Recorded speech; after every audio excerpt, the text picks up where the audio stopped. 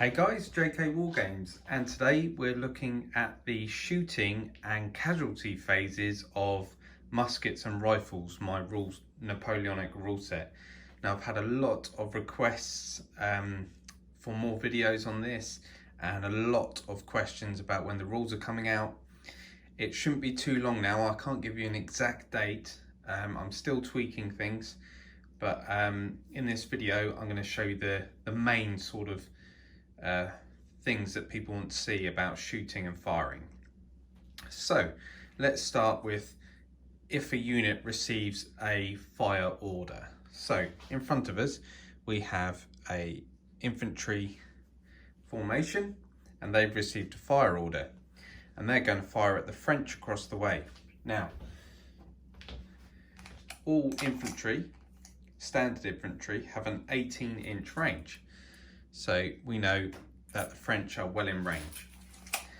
And what happens is that the infantry roll a single d6. So the result on this d6 is how many dice are going to be rolled in the casualty phase against the French. So what I'll do is I'll roll the dice. I've scored a 3. This dice is then placed next to the French unit. When it comes to the casualty phase, we're going to roll 3d6 against the French, and I'll discuss that in a minute. So for infantry, it's pretty simple. They all roll a d6, but it's different for skirmishers and artillery. So what about skirmishers? Okay, so when skirmishers fire, or light infantry, we've got the 95th Rifles. They roll a d6, but they always add +2, and that's because they're a good shot. Now for light infantry, it is a +1, but for the 95th Rifles, it is a +2 because they are sharp shooters. You know, they're the chosen men. So they're shooting at the French as well. So they're going to roll 1d6 +2. We rolled a 5 +2 gives us 7. So we put a 6 and 1 dice next to it, showing that that's 7.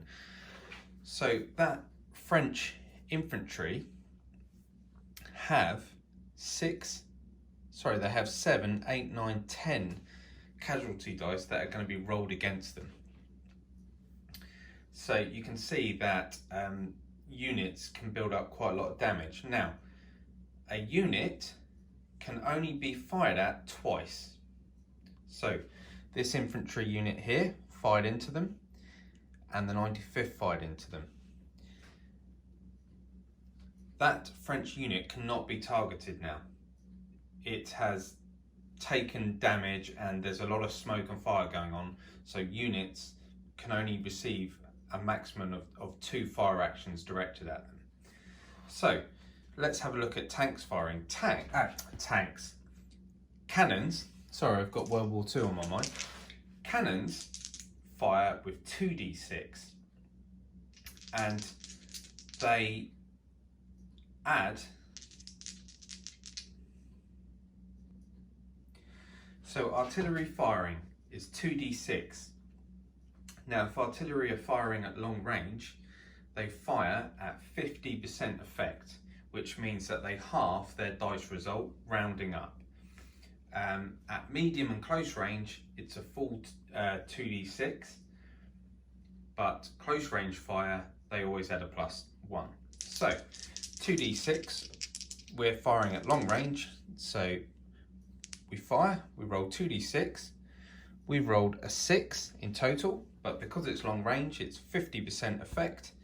We reduce that and we are left with 3.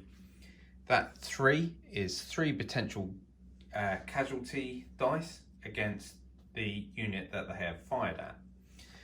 So that is how firing works. It's very simple, but built into the game is the casualty phase, which we're going to look at next.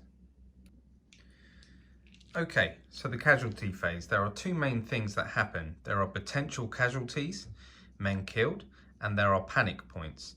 Panic points are like shock, but they are used as a modifier when a unit has to test. So the French formation here had 10 casualty dice against them. So we're going to roll 10d6 and I'll talk you through the results. So I'll roll them here. Okay, so 2 6s are 2 casualties. 6s are always a casualty. For normal infantry firing, any 5s will cause a panic point. If they're being fired at from skirmishers, any 4s will cause a panic point. Now they were fired at by skirmishers, so we add the 4s here. And the 2s and the 3s don't do anything. So they have 3 panic points and 2 casualties. So units in the game have a set amount of casualties they can take. So a normal infantry battalion would take 8 casualties. Now they've taken 2 here, so you would mark the unit as 2 with casualty markers or micro dice.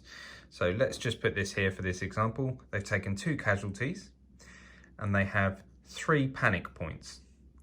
So we'd add a red or white dice, is what I use, 3 panic points. So 2 casualties, 3 panic points.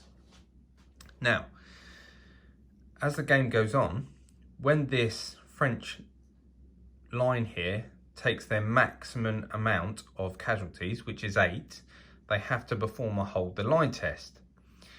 And how that test works is they roll 2d6, but they minus the amount of panic points on the unit. So on a result of 1 or less, the unit is destroyed and removed from the table. So let's say they had 5 panic points and 8 casualties. So we're going to roll 2d6 minus 5. We take away the 5, leaves us with 3. The unit is still in play. It is not destroyed. But panic points can never be rallied. So your panic points just gain and gain and gain, and you may get to a point where your panic points, you won't roll the test anymore. But casualties can be rallied. Now, it may sound funny, but casualties being rallied is reflecting some of the casualties are men that are injured, but they've managed to get back in the fight. They're still fighting because their officer has managed to, shout at them, get up, get firing. So casualty, it's not just men dead. So the casualties are men injured and men that have been killed. So other units in the game, such as skirmishers, have a lower casualty rate. So 4 casualties is the max they can take, and then they're going to start testing. So they can be quite fragile, smaller units.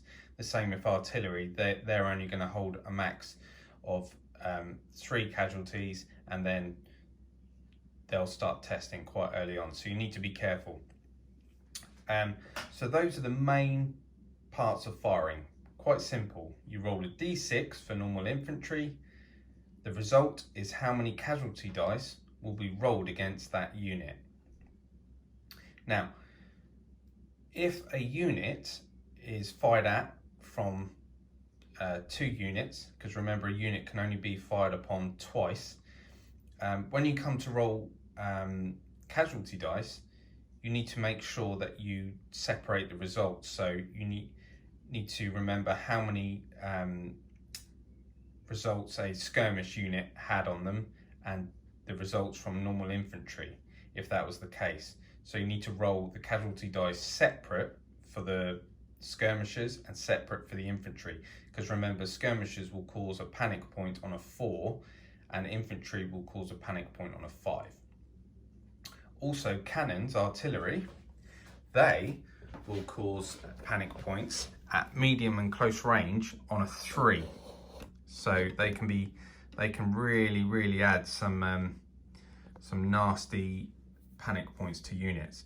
So the more those panic points build up, the more your troops are going to be in trouble. So it really is a case of trying to rally when you can, but remember, you're not always going to be able to rally because you might not get those order dice.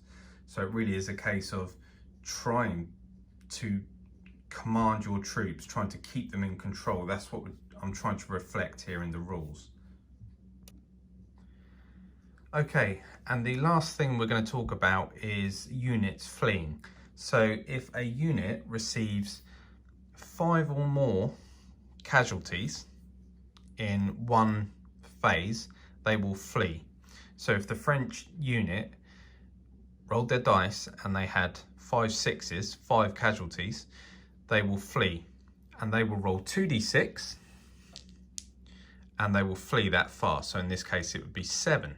So they always flee directly away from the enemy, and this reflects that they've taken a lot of damage and they really need to get back. Now, a unit fleeing need to be rallied. If they are not rallied, they will continue fleeing. So they will flee again, and if you don't rally them, they could flee off the table and they count as being destroyed. And remember, you're not guaranteed to rally a unit, so it can be rare getting 5 casualties, but it does happen. So that's everything for shooting. That's how it works. So it's quick, it's simple. You're rolling most of the time 1d6 with modifiers apart from artillery, and then after firing, after all orders are issued, and if a unit receives a fire order, it fires straight away. But the casualty phase comes after all units have been given their order. So the casualty phase is almost like the last phase in the game. So as you can see, it's about panic points and managing your casualties. So rally when you can, basically. So I hope this has cleared a few things up. The rules are on the way. I know I keep saying that, but I just want to make sure that I'm happy with how they are, and I thank everyone for their interest. I'm over the moon that a lot of people are really interested in the rules. So that's it for this video, guys. The next video will be on charges and close combat, and looking at how the morale system works in Muskets and Rifles.